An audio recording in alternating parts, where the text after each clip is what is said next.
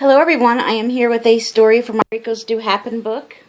These are true stories that people send in to Guidepost. I bought this book off them. And this one is called A Mobility Miracle, and it is by Pat Freeman. So I'm going to go ahead and start. With 10 MRIs in 1 year. Wow, that's a lot. I'd learned to travel through that tunnel without flinching, but none of the MRIs showed why I lived in pain and could not walk or maintain my bodily functions. I would wake up at night and exercise my legs in fear that I would lose them. Sleep only happened in restless short spurts.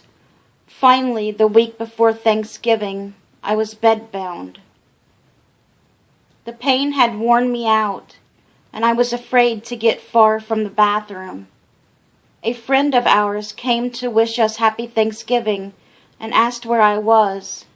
When my husband told him I was bedridden, he asked to see me. As he stood beside my bed, our friend explained that he could not heal anyone, but that he knew that Christ who could. He told how God had used him to lay hands upon people, and they were healed. He prayed for me, and I was able to get up and walk. My bathroom situation did not change, but I could walk, and my pain was minimal.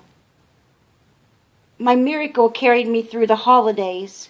I prepared Thanksgiving dinner, shopped for Christmas, and experienced a normal Christmas. But the first week in January, my pain and inability to walk returned, worse than before. My primary care physician had already sent me to every kind of doctor she could imagine, and none had been able to diagnose the problem. But as she reviewed my chart yet again, she realized I had not seen a neurologist and sent me to Dr. Siegel. He asked questions I had never been asked, counseled me with, stuck in my pen, counseled me with other doctors and researched my problems, and he believed me, something no other doctor had done. I know how that is. I was going to say it's a wonder they didn't start making her think it was all in her head because they didn't know what was going on.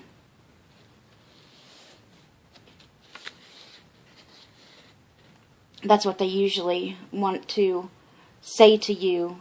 Are you sure? Like they started that. I had one of the doctors try to tell me that, say to me, are you sure you're not making yourself sick? When I was getting all these tests done for my stomach.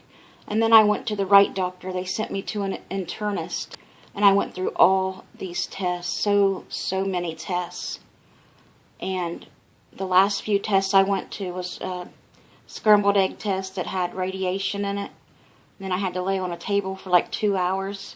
And then another one I had to drink 2 big things of barium and stand up, and they had to watch it go through me with a machine up against my stomach for so long. And that's what finally diagnosed me with my stomach disease. Ugh, that was so aggravating. You know, finally a doctor that actually took you seriously. But that doctor that... Are you sure you're not making yourself sick? It's so good to get a doctor that actually listens to you and believes you and actually cares enough to actually try to find out what's going on with you and actually does find out what's going on with you. He was my miracle doctor. He truly was. And I know he believed in God too. Because he told me God bless, and I've never had a doctor tell me that before or since. One day he told me to come to his office for yet another MRI. Dr. Siegel watched the MRI as I traveled through the tube, and when I completed the process, Dr. Siegel told me to go immediately to the hospital with my MRI results. Once there, I was immediately ushered to an assigned room, followed by a doctor already looking at the MRI. The doctor's announcement caused us to gasp. Inside my spinal sac, a tumor was wrapped around my spinal cord, attached to all my nerve endings in the T3 section of my spine. We did not grasp the severity of the diagnosis until he told us the tumor had filled that space to capacity and I was in danger of imploding. Whoa. Your heart would not sustain the implosion, he explained. You would not live through it.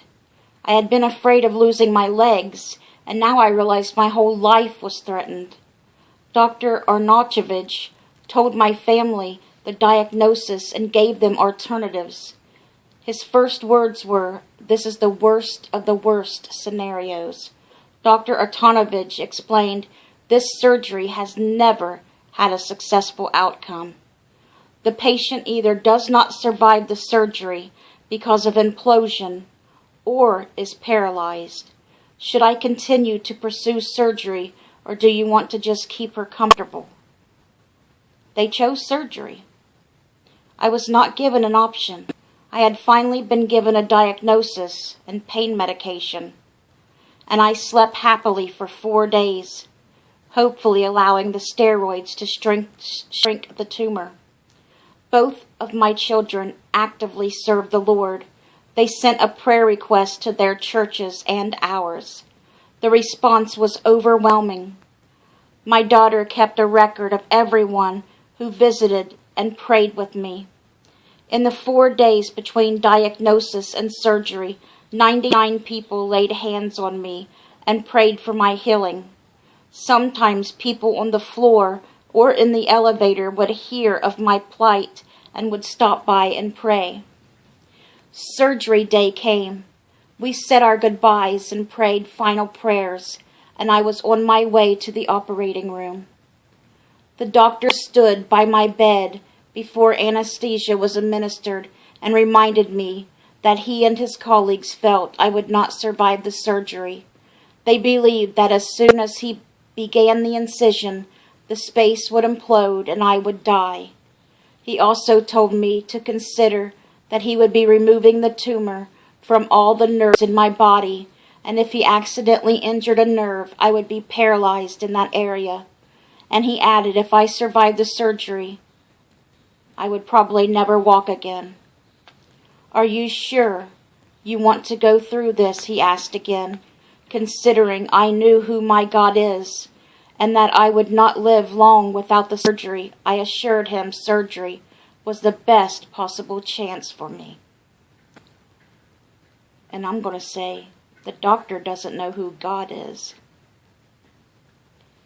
During the 7 hours I was in surgery, the waiting room was full of friends and family praying. I experienced a miracle at the hospital that night as the Lord brought me safely through surgery. The next year was filled with rehabilitation, wheelchairs, walkers, canes, and arms to lean on. I remember the day I walked unassisted into the kitchen where my husband prepared dinner. We held each other and cried. It had been a long journey, but the trip was over, and I had won. My story was featured on the medical group's webpage for 10 years and was featured on a television program. At times, I still watch the DVD from that show to remind me of what God has done.